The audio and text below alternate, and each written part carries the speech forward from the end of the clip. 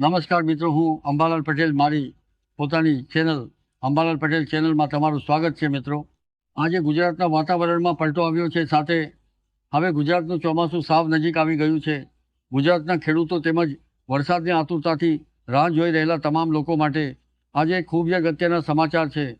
મિત્રો, અત્યારે પણ ગુજરાતના મોટાભાગના વિસ્તારોમાં હજુ સુધી પ્રી મોન્સૂન એક્ટિવિટીની જોરદાર શરૂઆત જોવા મળી નથી, જેના કારણે હવે દરેકના મનમાં એક જ સવાલ જબો થઈ રહ્યો છે કે આખરે આ વર્ષે ચોમાસું સમયસર આવશે કે નહીં.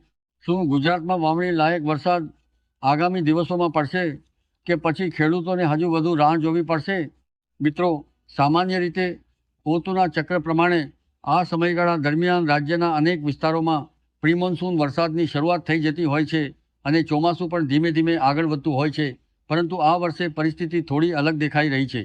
તેનું સૌથી મોટું કારણ ઉપરના લેવલેથી સતત પસાર થઈ રહેલા વેસ્ટર્ન ડિસ્ટર્બન્સને માનવામાં આવી રહ્યું છે.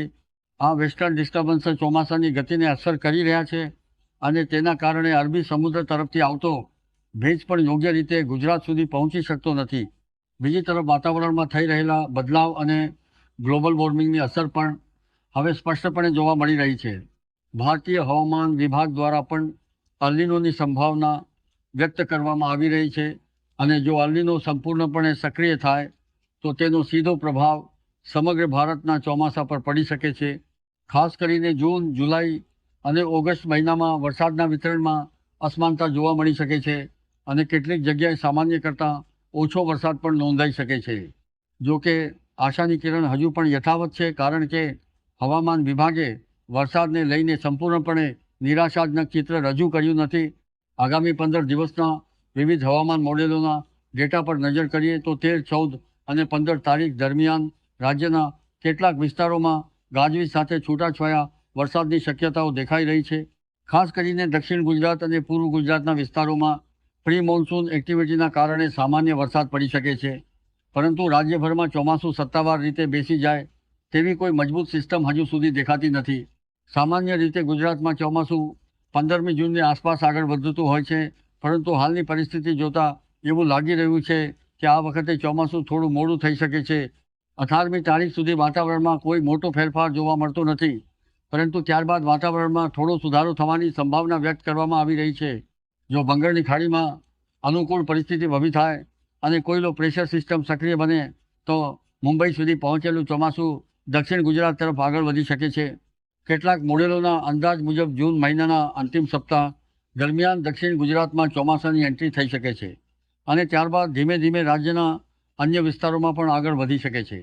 જોકે સૌરાષ્ટ્ર અને કચ્છના વિસ્તારોમાં વરસાદ માટે હજુ વધુ રાહ જોવી પડી શકે તેવી શક્યતા વ્યક્ત કરવામાં આવી રહી છે.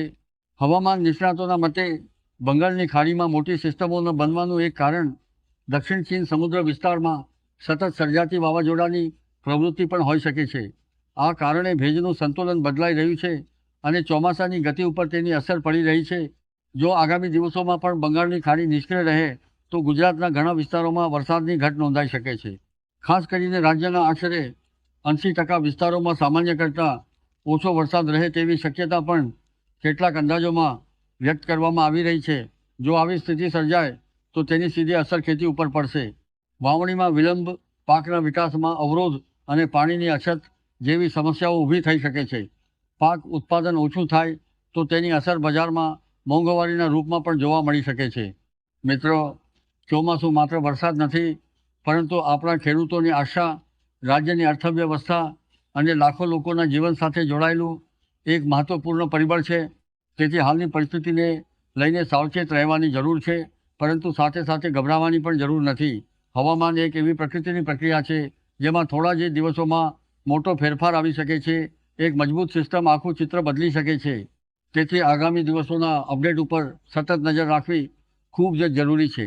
હાલની સ્થિતિ અનુસાર પ્રી મોન્સૂન વરસાદના કારણે રાજ્યના કેટલાક વિસ્તારોમાં રાહત મળી શકે છે, પરંતુ વ્યાપક અને વાવણી લાયક વરસાદ માટે હજુ થોડો સમય રાહ જોવી પડી શકે છે. ખેડૂતોને સલાહ આપવામાં આવે છે કે સ્થાનિક હવામાન વિભાગની સત્તાવાર આગાહી પર ધ્યાન આપે અને ઉતાવળમાં વાવણીનો નિર્ણય ન લે. મિત્રો, હવે સૌથી મહત્ત્વનો સવાલ એ છે કે શું આ વર્ષે ચોમાસું નબળું રહેશે કે પછી મોડું આવીને પણ સારું પ્રદર્શન કરશે? તેનો ચોક્કસ જવાબ તો આગામી દિવસોની હવામાન પરિસ્થિતિ જ આપશે, પરંતુ હાલ ઉપલબ્ધ માહિતી મુજબ જૂન મહિનાના અંતિમ દિવસોમાં સ્થિતિ સુધરવાની આશા વ્યક્ત કરવામાં આવી રહી છે. હવે તમારું શું માનવું છે? શું આ વર્ષે ચોમાસું મોડું આવશે કે પછી જૂનના અંત સુધીમાં ગુજરાતમાં જોરદાર વરસાદની શરૂઆત થઈ જશે? શું અલ્નિનોની અસર ખરેખર ગંભીર સાબિત થશે કે પછી પ્રકૃતિ ફરી એકવાર સૌને આશ્ચર્યચકિત કરશે? તમારા મત અને તમારા વિસ્તારની હાલની હવામાન પરિસ્થિતિ વિશે જરૂરથી જણાવજો. તો મિત્રો, આ હતા આજના હવામાન સમાચાર. તો મિત્રો, જો તમને વિડીયો પસંદ આવ્યો હોય તો વિડીયોને લાઈક કરજો, શેર કરજો અને ચેનલને યાદથી સબસ્ક્રાઈબ કરી દેજો.